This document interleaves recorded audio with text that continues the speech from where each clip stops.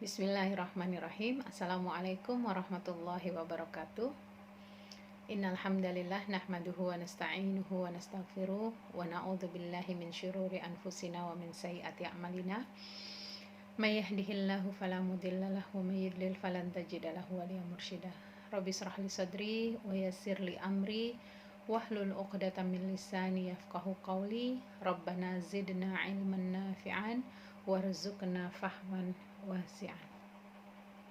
Ibu-ibu yang dirahmati Allah, semoga semua dalam keadaan sehat walafiat, selalu dalam lindungan Allah Subhanahu wa taala, dan semoga Allah memberikan kemudahan bagi kita untuk senantiasa beramal soleh dan disampaikannya kita ke bulan Ramadan mendatang.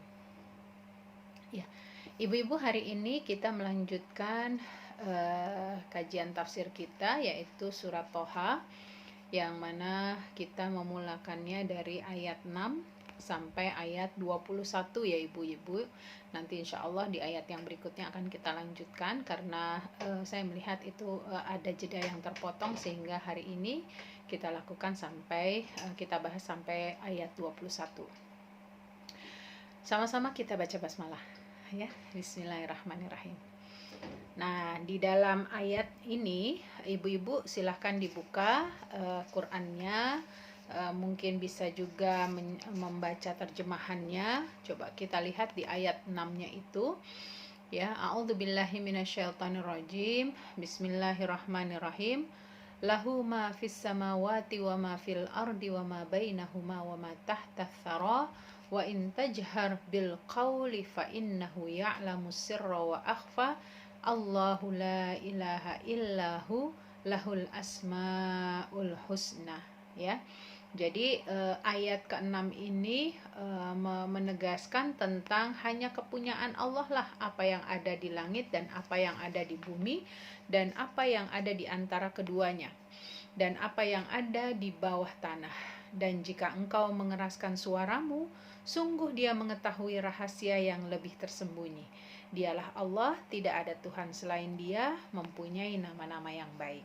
Nah, jadi dari terjemahan surat Thaha ayat 6 sampai ayat 8 ini ya, memberikan penguatan kepada kita bahwa ternyata tidak ada yang bisa melebihi Rasul Allah Subhanahu wa taala dalam memiliki kepunyaan, kepemilikan, kekuasaan, kepemimpinan, dan seterusnya.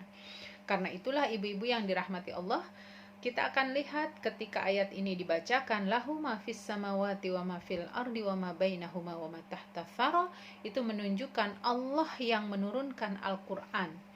Dia juga yang memiliki ya, atau pemilik ya, langit dan bumi serta semua yang ada di antara keduanya. Dan Allah juga yang memiliki, yang menjadi pemilik dan pengatur segala sesuatu. Serta Allah juga menjadi pemilik kekuasaan untuk berbuat apapun yang memang itu menjadi kekuasaannya. Karena itulah didapati di dalam ayat ini bahwa sesungguhnya ya, seluruh alam itu adalah milik Allah Subhanahu wa taala. Seluruh alam itu adalah kekuasaan Allah Subhanahu wa taala. Di bawah pengaturannya, di bawah kekuasaannya ya, sungguh Allah telah menurunkan Al-Qur'an, yang mana Al-Qur'an itu pun ya menjadi pemilik ya, pemilik Allah gitu ya. Allah lah yang memiliki Al-Qur'an itu gitu ya. Karena Al-Qur'an adalah juga pemilik langit dan bumi ya. Yang dimaksud Al-Qur'an adalah pemilik itu karena Al-Qur'an itu adalah sesuatu yang datangnya dari Allah Subhanahu wa taala, sehingga Allah lah yang menurunkan Al-Qur'an, dan Allah jugalah yang mengatur segala sesuatunya yang ada di muka bumi ini. Ya, jadi dengan demikian kita dapati sesungguhnya yang menurunkan Al-Qur'an adalah juga pemilik langit dan bumi itu sendiri, yaitu Allah Subhanahu wa taala. Maka kepemilikan, pengaturan, dan kekuasaan atas semua makhluk itu sudah jelas-jelas menjadi kepemilikan Allah. Maka dilanjutkan di ayat seterusnya, wa in tajhar bil qawli fa innahu ya'lamus sirra wa akhfa. Jika kamu berdoa dan berzikir kepada Allah, Dia Maha mengetahui terhadap yang jelas dan terhadap yang lirih. Bahkan terhadap sesuatu yang lebih lirih dari apa yang terlintas di dalam hati atau pembicaraan seseorang dengan dirinya sendiri. Karena semua itu sama bagi Allah, ketika jelas atau tidak jelas diungkapkan atau diucapkan oleh manusia, Allah Maha mengetahuinya. Ya, oleh karena itu, jika seseorang mengucapkan doa, ya melantunkan doa dan berzikir dengan lisan, ya, pada hakikatnya nggak perlu juga terlalu berlebihan, ya, sehingga mengeraskan suaranya, karena para ulama menyebutkan berdoa dengan jahar, ya, sengaja mengeras-ngeraskan tanpa bermaksud untuk tazallul, tanpa bermaksud untuk merendahkan diri kepada Allah Subhanahu wa taala, itu juga artinya masuk kepada pelarangan. Tapi kalau seandainya doa kita, ya misalnya kita berdoa bersama-sama berjamaah begitu ya, tapi juga dengan kata-kata yang lembut gitu, kata-kata yang baik, suaranya juga tidak meninggi gitu ya, itu pada hakikatnya dibolehkan. Ya, makanya di sini di dalam beberapa tafsirnya disebutkan ketika diucapkan doa dan zikir lewat lisan, ya, itu untuk membantu hati dalam berdoa dan berzikir, ya, menggambarkan bagaimana antara lisan, hati, pikiran itu harus tune in. Nggak boleh salah satu di antara anggota tubuh kita ini tidak include pada saat kita berdoa dan berzikir. Mungkin kadang-kadang kita dapati ya ibu-ibu ya, kita punya aktivitas di dapur misalnya begitu ya, tetapi lisan kita berzikir begitu ya, lisan kita mengeluarkan kata-kata yang baik, entah bersolawat, entah mengucapkan ayat-ayat Allah begitu ya. Nah, kondisi itu diperbolehkan asalkan apa, antara lisan kita, pikiran kita dan hati kita itu kita includekan, ya. Kalau di dalam kaedahnya ya, mungkin pepatah di Indonesia itu kan menyebutkan sekali dayung 2-3 pulau terlampaui gitu. Mana yang memang memungkinkan bisa kita lakukan kebaikan-kebaikan dalam satu amalan, maka kerjakan. Tetapi kalau ada hal yang memang terjadi pelarangan, maka tidak diperbolehkan. Misalnya ya, kita sambil sholat tapi kita sedang sholat tapi kita pengen nyuapin anak misalnya gitu, itu kan nggak bisa. Tapi ketika itu adalah babnya zikir gitu ya, kita bisa sambil melantunkan sholawat, kemudian sambil memurojaah ayat-ayat Quran, kemudian nyuapin anak, ternyata itu bisa dan itu dibolehkan ya. Nah, kemudian di ayat selanjutnya disebutkan Allahu la ilaha illahu lahul asmaul husna, ya. Jadi jelas bagi kita bahwa sifat-sifat sempurna itu adalah milik Allah. Zat yang berhak untuk disembah dengan sesungguh-sungguhnya penyembahan. Tidak ada hal yang diperbolehkan kecuali hanya menyembah kepada Allah Subhanahu wa taala. Allah memiliki nama-nama dan sifat yang menunjukkan puncak kesempurnaan, kesucian, bahkan keagungan ya. Jumlah yang kita ketahui sampai hari ini adalah 99 ya. Di dalam beberapa riwayat juga kita dapati demikian. Termasuk juga di dalam surat Al-A'raf ayat 110 ya, di mana diperjelas tentang Asmaul Husna ini. Dan Allah juga memiliki perbuatan-perbuatan yang muncul dari kesempurnaan, hikmah dan kebenaran. Itulah yang akan kita dapati di antara kebesaran nama-nama Allah di dalam Asmaul Husna. Jadi ibu-ibu yang dirahmati Allah, Asmaul Husna itu bisa kita jadikan pegangan buat kita dalam memulai zikir, dalam berzikir, bukan hanya ketika memulai begitu ya. Apalagi bisa kita kaitkan dengan kebutuhan yang memang menjadi bagian keinginan kita.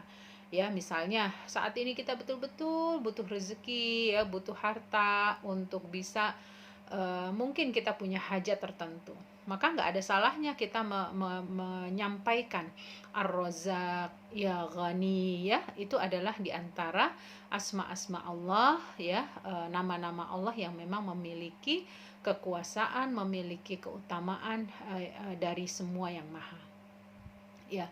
Jadi ibu-ibu yang dirahmati Allah, Allah itu adalah Ar-Rahman, Maha Penyayang, pemilik semua nikmat, ya.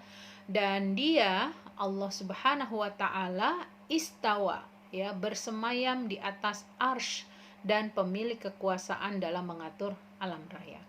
Adapun arsy, tidak ada satupun manusia yang mampu mengetahui bagaimana posisi arsy-nya Allah, ya. Intinya ini adalah tempat bersemayamnya Allah, tempat di mana Allah Subhanahu wa taala melakukan segala sesuatunya, dan kita tidak bisa mengganti kata-kata ini menjadi sesuatu yang sesuai dengan keinginan kita. Arsy itu adalah tempat yang memang dimiliki oleh Allah, bentuknya seperti apa wallahu alam bishawab. Ya, Allah Maha mengetahui segala sesuatu, bagi yang lirih ataupun yang secara jahar gitu ya. Tadi sudah disampaikan, tidak ada yang bisa disembunyikan dari Allah Subhanahu wa taala tentang hal ini. Ibu-ibu, bisa kita lihat bagaimana dari ayat-ayat ini, dari ayat 6 sampai 8, wabil khusus di ayat terakhir, tentang Asmaul Husna itu bisa menggugah orang-orang yang mereka belum beriman menjadi beriman. Salah satu contohnya adalah kisah dari Umar ibnul Khattab. Ya, ada beberapa kisah tentang masuk Islamnya Umar ibnul Khattab. Tapi hari ini saya ingin mencoba menjabarkan, menceritakan tentang membacakan secara khususnya ya, membacakan tentang masuk Islamnya Umar ibnul Khattab ya, dalam riwayat yang cukup panjang. Ya, ini diriwayatkan dari Ibnu Ishaq ya, di mana Ibnu Ishaq meriwayatkan dalam sirahnya bahwa Umar sebelum masuk Islam sangat memusuhi Islam. Jelas karena orang-orang di Mekah ya, pada saat Rasulullah SAW mulai menyebarkan dakwah itu mulai terlihat oleh mereka bentuk-bentuk ketidaksenangan mereka terhadap dakwah yang dibawa oleh Rasulullah SAW, termasuk Umar. Pada suatu hari dia pergi dari rumahnya dengan membawa pedang. Lalu dia berjumpa dengan seseorang sahabat ya, yang bernama, maksudnya sahabat di sini adalah seseorang yang berada di jalan itu, yaitu Nu'aim bin Abdillah. Lalu bertanya kepadanya, mau kemana? Ya, ditanya oleh Nu'aim ini, mau kemana wahai Umar gitu ya. Umar menjawab, aku ingin menemui Muhammad.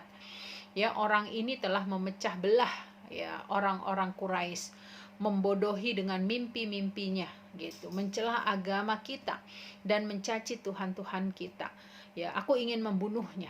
Ya, jadi dia punya asumsi untuk membunuh Rasulullah Shallallahu Alaihi Wasallam. Maka Nu'aim pun berkata, demi Allah, kamu telah tertipu oleh dirimu sendiri wahai Umar. Ya, apakah kamu pikir Bani Abdi Manaf akan membiarkan kamu berjalan di muka bumi setelah kamu membunuh Muhammad? Apakah tidak sepatutnya kamu menemui keluargamu lalu meluruskan mereka terlebih dahulu? Lalu Umar berkata, keluargaku yang mana? Gitu. Karena memang ketika cerita ini disampaikan saat itu, Umar belum mengetahui kalau ada adiknya yang bernama Fatimah itu sudah masuk Islam terlebih dahulu. Maka Nu'aim ini berkata, ya, suami saudarimu dan anak pamanmu Sa'id bin Zaid, ya, jadi mereka menikah dengan sepupuan begitu ya. Juga saudarimu Fatimah binti Khattab, ya, demi Allah mereka berdua telah masuk Islam dan mengikuti agama Muhammad. Temuilah mereka dulu. Maka Umar kembali untuk menemui saudaranya dan suaminya. Ketika itu di rumah mereka sudah ada Khabbab bin Arad, sahabat Rasulullah Shallallahu Alaihi Wasallam, yang membawa sehelai lembaran yang bertuliskan awal dari surat Toha ini. Ya, kemudian dia membacakannya kepada saudari Umar dan suaminya. Ketika mereka mendengar kedatangan Umar, Khabbab langsung sembunyi. Ya, masuk ke kamar dari kedua orang tersebut ya, si pemilik rumah. Kemudian Fatimah langsung mengambil lembarannya dan menyembunyikannya, begitu ya. Namun Umar telah terlanjur mendengar apa yang dibaca oleh Khabbab bin Arad. Ketika dia masuk ke rumah itu, Fatimah dia berkata kepada Fatimah, "Tadi aku mendengar samar-samar pembicaraan yang tidak dapat dipahami." "Apa itu?" kata Umar. Ya, keduanya menjawab, "Kamu tidak mendengar apa-apa." Tapi Umar mengatakan, "Demi Allah," ya, demi Allah itu kalau untuk orang-orang zaman dulu satu hal yang biasa, karena hanya untuk penakitan, hanya untuk memberikan penegasan. Lalu Umar bertanya lagi, ya, "Sungguh aku telah diberitahu bahwa kalian itu," kata Umar, maksudnya kepada Fatimah dan kepada Sa'id bin Zaid, ya, suaminya Fatimah, "kamu katanya udah masuk Islam." Ya, maka adiknya ini semua dipukul. Ya, Sa'id bin Zaid itu dipukul hingga terpelanting gitu ya. Kemudian Fatimah berusaha untuk membantu pun ibarat kata didorong begitu ya, sampai dia juga jatuh. Kepala adiknya itu terluka. Maka melihat hal ini keduanya langsung langsung memberikan informasi, "Ya, bahwa kami berdua sudah masuk Islam. Sekarang kamu mau ngapain kami?" Gitu ya. Jadi Said bin Zaid dan Fatimah pada saat itu sudah mengakui kalau mereka sudah masuk Islam. Nah, ketika sudah ada ungkapan itu, ya, dia melihat bahwa ipar dan adiknya ini mendapatkan luka, dia pun nyesel gitu ya. Nyesel karena telah memperlakukan adik dan iparnya seperti itu. Kemudian tubuhnya Umar itu tiba-tiba bergetar gitu ya. Maka dia katakan kepada adiknya ini, "Berikan lembaran yang tadi kamu baca itu." Awalnya dia tidak mau memberikan Fatimah ini, karena Fatimah mengatakan, "Kami takut kamu merusaknya kalau kami berikan," karena dalam bentuknya lembaran ya, disebutkan lembaran itu kan bisa dari kulit-kulit binatang begitu. Ya, "Kami takut kamu merusaknya." "Jangan takut." Maka Umar pun bersumpah kalau dia nggak akan merusaknya. Nah, kemudian setelah itu Fatimah mengatakan, "Lembaran ini tidak boleh dibaca kecuali mereka yang sudah suci." Ya, maka apa? Umar pun akhirnya mandi. Ya, ini gaya orang kafir ya, yang tidak memahami bahasa suci itu, akhirnya dia mandi gitu ya. Kemudian setelah dia mandi, adiknya menyerahkan lembaran tersebut kepada Umar, dan di lembaran itulah terdapat tulisan Toha ya, sampai beberapa ayat. Setelah membaca bagian awal dari lembaran tersebut, Umar berkata, "Alangkah indah dan mulianya kalimat-kalimat ini," karena dia tidak mengetahui kalau itu adalah wahyu Allah. Ya, lebih lagi mengira bahwa itu adalah kalimat-kalimat yang dikeluarkan oleh Rasulullah SAW. Mendengar Umar berbicara seperti itu, maka Khabbab bin Arat yang tadinya ngumpet gitu ya, itu langsung keluar dari kamar, dan dia katakan, "Wahai Umar, demi Allah, aku sangat berharap Allah mengkhususkanmu dengan doa nabinya." Jadi Khabbab bin Arat ini pernah mendengar Rasulullah SAW berdoa. Apa doanya? "Allahumma ayyidil Islam bi ayyil hakami ibnu Hisham au bi Umar bin Khattab." Ya, "Ya Allah, kuatkanlah dakwah Islam dengan Islamnya Abu Hakam bin Hisham atau Umar bin Khattab." Jadi sangat berharap ada dua Umar gitu ya. Ya, imma dia adalah Al-Hakam bin Hisham ya, dan atau dia adalah Umar bin Khattab, karena kedua-duanya ini punya power begitu. Dan Allah ternyata mengabulkan doa Rasulullah SAW. Maka bertakwalah kepada Allah seorang Umar ibnul Khattab, dan pada saat itu Umar berkata, "Tunjukkan tempat Muhammad kepadaku wahai Khabbab, agar aku mendatanginya." Disitulah Umar masuk Islam. Ya, semoga Allah Subhanahu wa taala meridhoi gitu ya apa yang telah dilakukan oleh Umar ibnul Khattab. Nah, jadi ibu-ibu yang dirahmati Allah, kita bisa melihat betapa semangat yang dilakukan oleh para sahabat Nabi tentu saja ya, ini merupakan implementasi dari apa yang disampaikan oleh Rasulullah SAW lewat wahyu Allah Subhanahu wa taala. Jadi sangat jelas ayat ini 6-8 mengisahkan tentang bagaimana Allah Subhanahu wa taala menurunkan Al-Qur'an, yang dengan Al-Qur'an itu Allah memperlihatkan betapa maha kuasanya Allah, betapa maha rahim dan rahmannya Allah, betapa Allah memiliki Asmaul Husna yang dia juga limpahkan kepada hamba-hambanya, dan Allah lah yang mengesahkan dirinya sendiri, ya, lam yalid wa lam yulad wa lam yakul lahu kufuwan ahad. Ini kan pernah di beberapa waktu yang lalu kita sampaikan, sampai-sampai ada Abu Jahal mengatakan, tuh Muhammad, ya, lihatlah dia nggak ngebolehin kita menyekutukan, ya, Tuhan kita dengan Tuhan yang lain. Tapi dia menyebut apa? Muhammad melarang kita menyembah Tuhan selain Allah, sedangkan dia sendiri menyembah Allah dan Ar-Rahman, gitu. Jadi Abu Jahal ini tidak memahami bahwa Ar-Rahman itu sendiri adalah nama lain dari zat yang disembah, gitu ya. Allah dan Ar-Rahman itu adalah sama. Ini hanyalah penamaan. Tapi kalau orang-orang Quraisy, orang-orang kafir pada saat itu beranggapan dia adalah sesuatu yang berbeda. Nah, sekarang kita masuk kepada pembahasan tentang kisah Nabi Musa, ya, di mana di ayat 9-16, ibu-ibu yang dirahmati Allah, ini ada pembicaraan Allah secara langsung kepada Nabi Musa alaihissalam, ya, atau lebih tepatnya munajatnya Nabi Musa barangkali, ya. Dan awal wahyu yang disampaikan kepadanya di lembah yang suci, ya. Coba kita lihat. Wahal ataka haditsu Musa id ra'a naran faqala li ahlihim kuthu inni anastu naran la'alli atikum minha biqabasin aw ajidu 'alan nari huda. Falamma ataha nudiya ya Musa inni ana rabbuka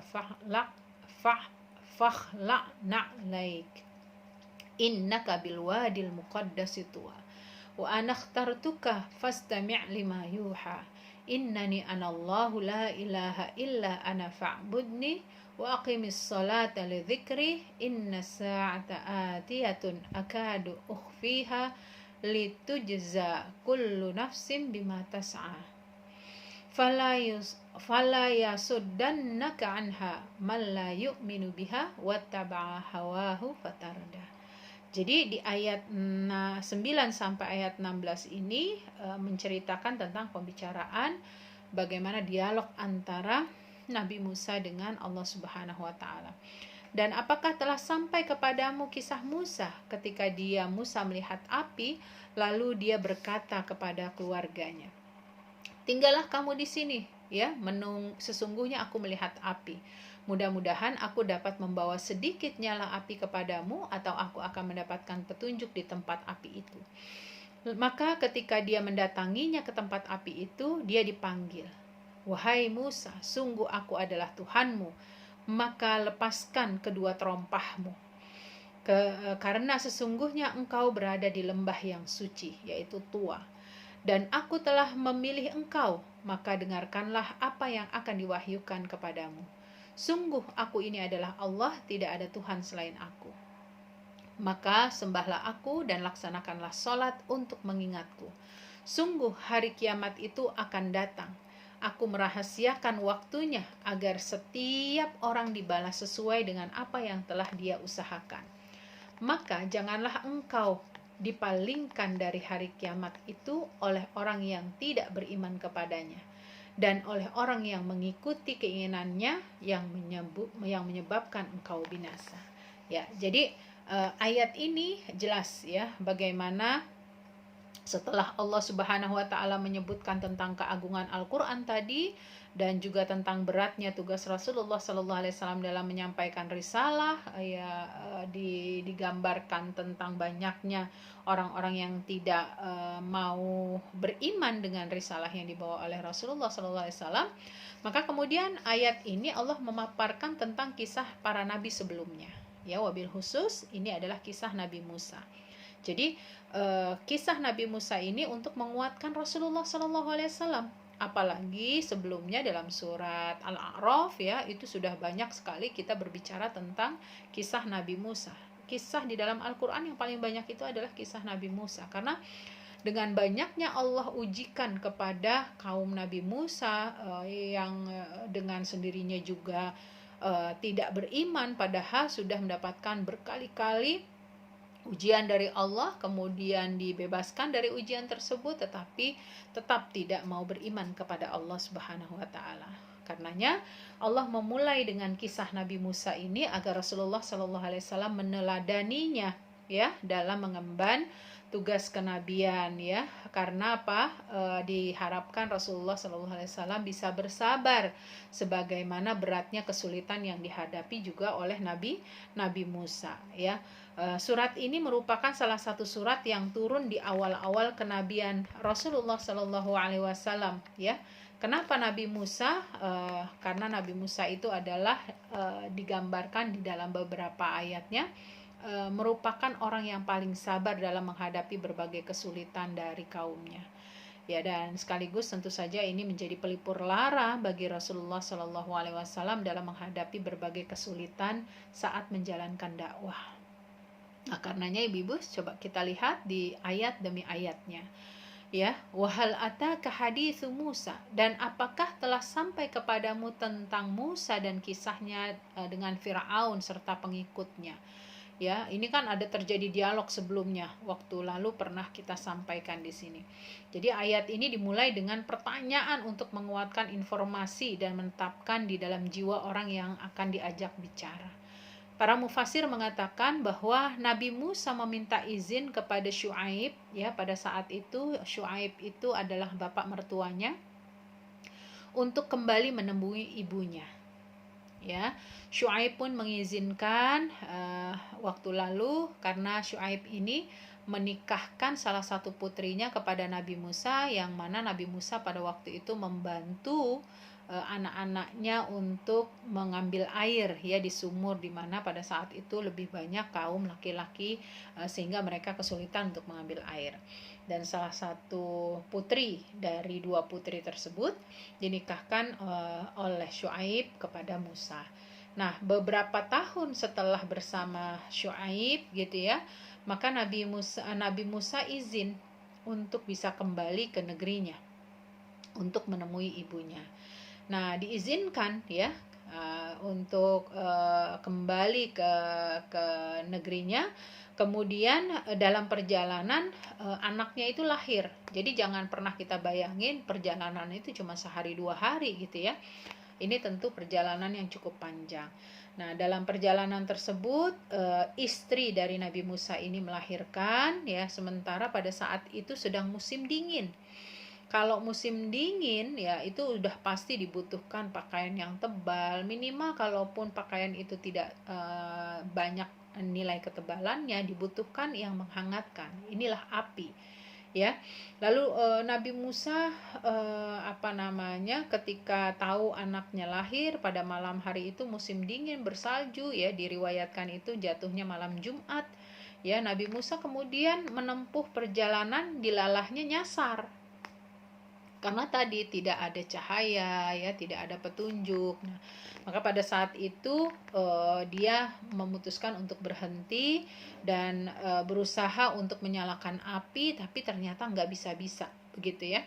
Nah, tiba-tiba ketika sedang dalam menyalakan api itu, dia melihat di beberapa jarak tempuh tertentu itu ada nyala api ya, di sebelah kiri di mana dia berdiri, yang kemudian dia mengira cahaya itu datang dari pengembara yang memang sedang lewat. Makanya pada saat itu dia katakan kepada istri dan kalau kita mungkin dulu menyebutnya budak gitu ya, agar mereka menunggu di situ supaya Nabi Musa itu bisa menghampiri dan paling tidak yang mendapatkan sesuatu lah ya.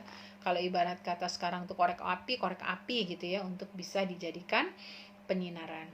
Kemudian Allah Subhanahu wa taala menyebutkan, idra anaron faqala li ahlihim kuthu inni anastu nara la'alli atikum minha biqabasin au ajidu 'alan nari huda. Jadi itulah yang disampaikan Nabi Musa, supaya kalau dia minta izin kepada istrinya untuk menjumpai ya komunitas itu, ya kelompok itu yang barangkali nantinya bisa membantunya. Ternyata apa? Pada saat yang bersamaan ya, ketika sudah didatangi ya, ternyata posisinya tidaklah seperti yang diharapkan. Kenapa? Karena pada saat dia sudah mendatangi gitu ya, falamma ataha nudiya ya Musa inni ana rabbuka fa'la na'laik innaka bil wadil muqaddas tuwa. Ternyata pada saat dia hendak menjumpai sinaran itu, kemudian Allah Subhanahu wa taala berfirman, ya. Terjadilah komunikasi ya antara Allah dengan Nabi Musa. Ketika Musa mendatangi dan mendekati api yang dia lihat, dipanggil oleh Allah Subhanahu wa taala sebagaimana yang disebutkan tadi. Ya. Tapi ya di dalam surat Toha ayat 12 ini tentu kita dapati ada sebutan inni ana rabbuka.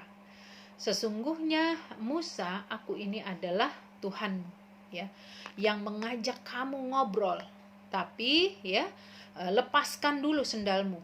Lepaskan dulu terompahmu, karena ini adalah tempat yang disucikan. Ya, makanya nanti akan ada ibroh gitu ya. Kenapa ketika masuk masjid kita perlu menanggalkan sandal kita, sesuatu yang bisa terbawa najis di dalamnya. Ya, itu salah satu yang ternyata sudah dari masa Musa alaihi salam memberikan penjelasan ini.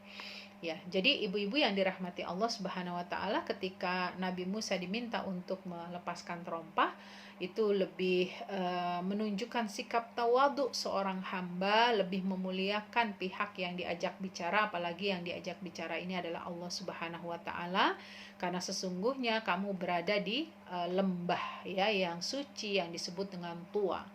Kemudian ayat selanjutnya, wa anakhtartuka fastami' lima yuha. Dan aku Allah yang memilihmu untuk mengemban risalah dan menjadi seorang nabi.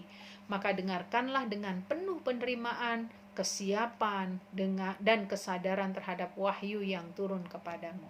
Jadi pada saat itu terjadinya dialog ya, dari Allah kepada Nabi Musa, yang tadinya Nabi Musa beranggapan bahwa dia akan mendatangi api tersebut untuk minta api. Ternyata di situ adalah petunjuk dari Allah Subhanahu wa taala.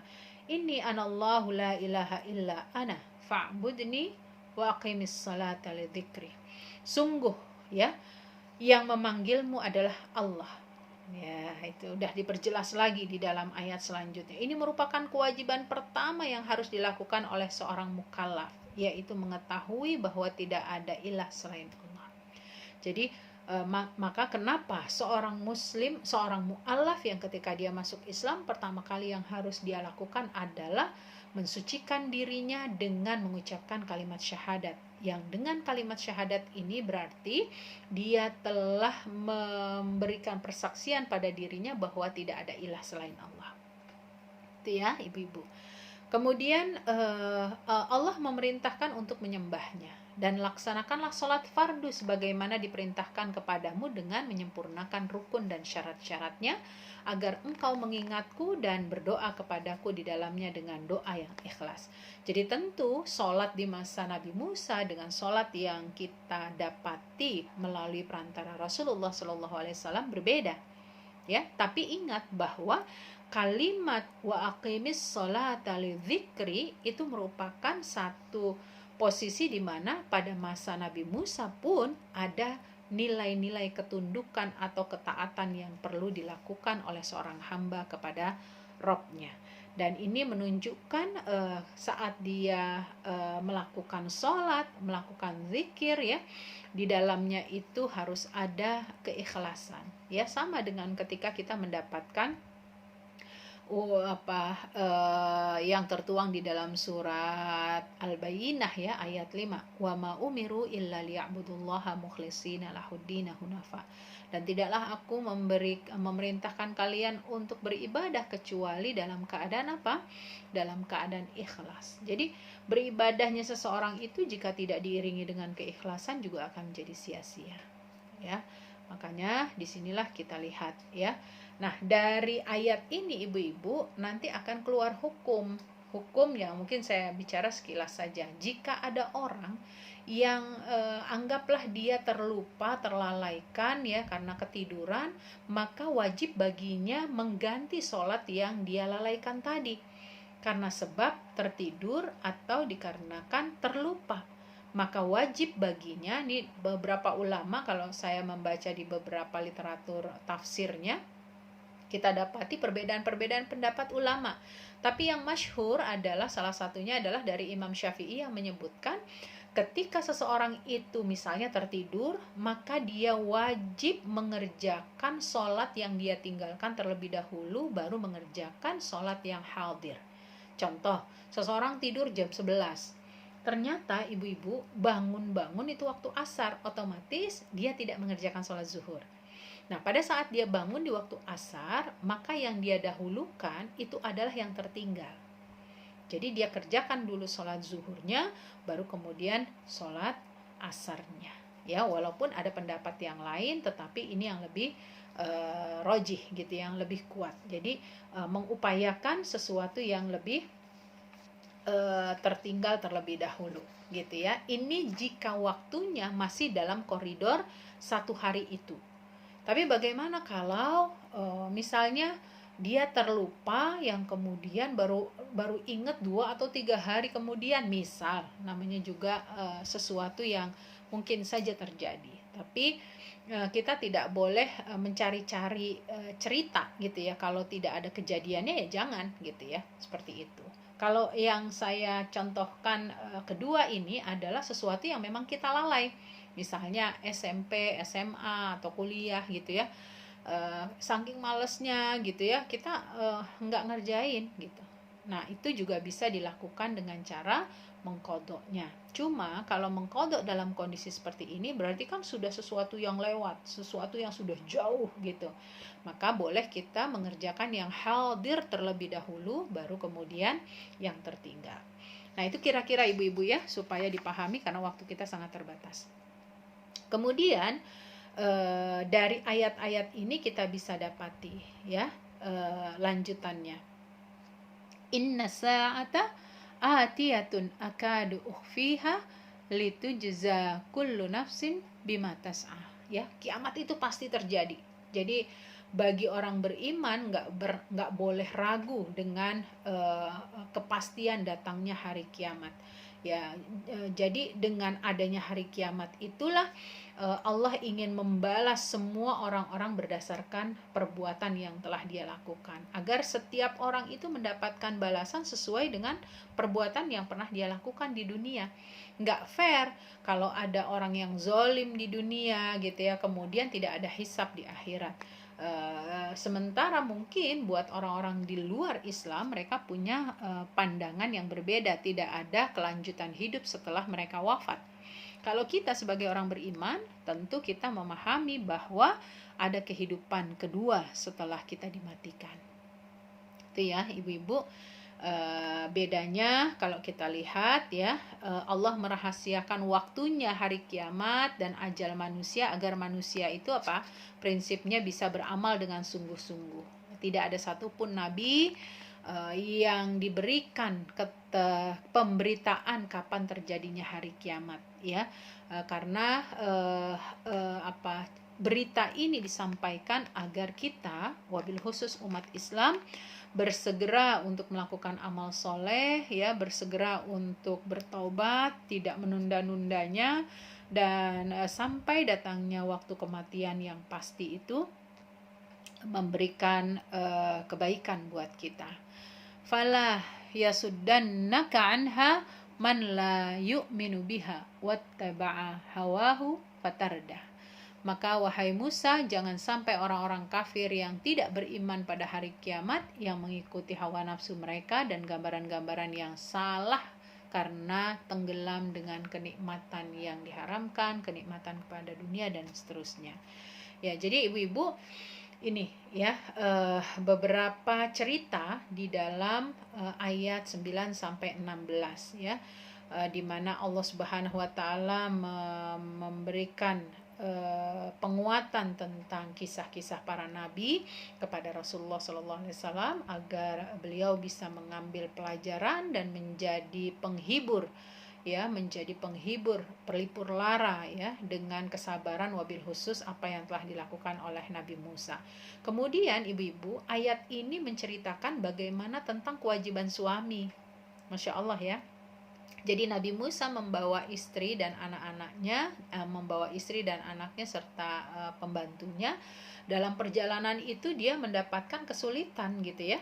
Maka di sini suami itu punya kewajiban memberi nafkah kepada istri berupa makanan, pakaian, tempat tinggal, dan sarana penghangat ya. Penghangat itu kan yang dilakukan oleh Nabi Musa. Kalau tidak ya istri dan anaknya serta pembantunya ini akan mengalami kedinginan dan bisa saja mengalami kematian.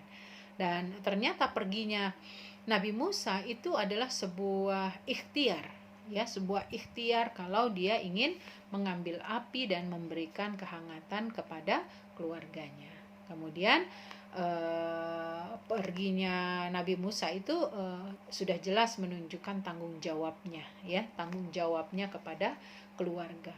Kemudian ditambah lagi ternyata di ayat ini memberikan penjelasan ketika api itu didatangi pada saat yang bersamaan ternyata ada dialog gitu ya, ada dialog atau perbincangan antara Allah dengan Nabi Musa pertama kali ya.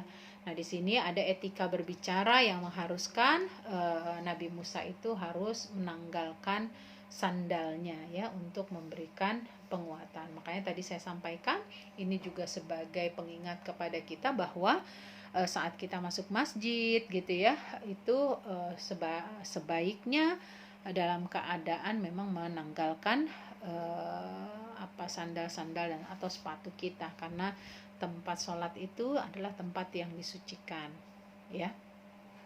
Kemudian kita lanjut ibu-ibu kepada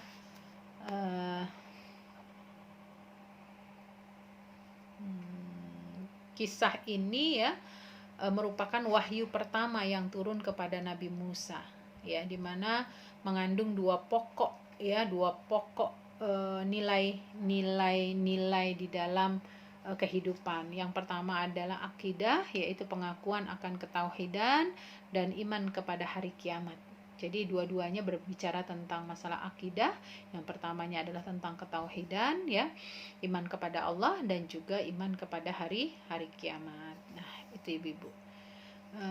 Kemudian kita lanjut kepada ayat berikutnya ya. Ayat berikutnya yaitu surat Toha ayat 17 sampai 21. Ya, ayat ini masih bercerita tentang Nabi Musa, tentu saja mengisahkan tentang berubahnya tongkat Nabi Musa menjadi ular, di mana tongkat itu merupakan bagian dari mukjizatnya Nabi Musa alaihi salam. Wa matil kabiyaminika ya Musa qala hiya asaya atawakka'u 'alaiha wa ahushu biha 'ala ghanami wa liya fiha ma'aribu ukhra. Qala alqiha ya Musa fa'alqaha fa'idha hiya hayyatun tas'a. Qala khudhha wa la takhaf sanu'iduha siratahal ula. Dan apakah yang ada di tanganmu wahai Musa? Dia Musa berkata, ini adalah tongkatku. Aku bertumpu padanya dan aku merontokkan daun-daun dengannya untuk makanan kambingku. Dan bagiku masih ada manfaat yang lain. Dia Allah berfirman, lemparkanlah dia, wahai Musa. Lalu Musa melemparkan tongkat itu, maka tiba-tiba menjadi ular yang merayap dengan cepat. Dia Allah berfirman, peganglah ia dan janganlah takut, kami akan mengembalikannya kepada keadaan semula. Ya, jadi ayat ini memberikan penguatan, ya, setelah menyebutkan tentang perbincangan Nabi Musa dengan Allah Subhanahu wa taala, kemudian Allah beralih dengan menyebutkan bukti-bukti kenabian kepada Nabi Musa alaihi salam. Yang pertama ini adalah berkaitan dengan tongkatnya Nabi Musa yang berubah menjadi ular. Ya, benda mati bisa menjadi binatang, dan sebaliknya sesuatu yang hidup kemudian dimatikan kembali. Karena hakikatnya pada saat dipertegas tentang permasalahan ini, ya, ada pertanyaan dari Allah Subhanahu wa taala, karena ini adalah merupakan mukjizat, ya, tongkat yang diberikan kepada Allah Subhanahu wa taala kepada Nabi Musa alaihi salam. Wa matil kabiyami nikaya Musa. Ternyata Allah menanyakan tentang Musa, apa yang dia bawalah, kira-kira seperti itu. Kemudian Nabi Musa, Allah Subhanahu wa taala bertanya tentang tongkat itu, sampai akhirnya Nabi Musa memberikan jawaban, gitu ya. Musa berkata, hiya asaya, ini adalah tongkatku, gitu. Ya, jadi seolah-olah Allah bertanya, padahal Allah Maha mengetahui, ya. Enggak dikasih tahu pun Allah sudah mengetahui. Tapi inilah dialog interaktif yang dilakukan oleh Allah Subhanahu wa taala kepada Nabi Musa. Ya, makanya ditanya. Ternyata di sini nanti hikmahnya, ibu-ibu, kalau kita ditanya A gitu, kita boleh menjawabnya A saja atau A B. B maksudnya itu untuk penguatan dari A. Sebagaimana yang ditanya oleh Allah kepada Nabi Musa, apa yang kamu bawa? Sebenarnya kan bisa menjawab tongkat, tapi ternyata Nabi Musa memberikan penjelasan tentang tongkat tersebut, ya. Nabi Musa mengatakan, hiya asaya, dia tongkatku. Tapi kemudian ada tambahannya, ya, bahwa tongkat itu digunakan untuk dia berjalan, untuk ngambil daun-daun yang bisa dikasih makan kepada binatang ternaknya, bisa untuk manfaat yang lain, itu disebutkan, gitu. Ya, jadi pada prinsipnya penjelasan Nabi Musa terkait dengan tongkat yang memang dia bawa. Qala alqiha ya Musa. Tapi kemudian Allah berfirman, lemparin tongkat itu, ya. Maka fa'alqaha fa'idha hiya hayyatun tas'a. Maka Musa melempar, seketika itu ternyata terjadi gerakan yang cepat dari tongkat itu yang ternyata sudah berubah menjadi ular, ya. Ini tas'a artinya merayap dengan cepat, bergerak dengan cepat, yang kemudian Allah memerintahkan Nabi Musa untuk kembali ke tempatnya, karena didapati Nabi Musa itu dalam keadaan yang penuh dengan ketakutan. Tapi apa kata Allah? Qala khudha wala takhaf. Ambil, ya, ambil oleh tanganmu dan kamu jangan takut, ya. Sanu'iduha siratahal ula. Pokoknya nanti akan aku kembalikan sesuai dengan apa yang kamu miliki pertama. Jadi akan dikembalikan lagi dari tongkat menjadi ular, dari ular menjadi tongkat kembali. Ya, itu mudah bagi Allah Subhanahu wa taala untuk memberikan penguatan kepada Nabi Musa. Tentu saja bahwa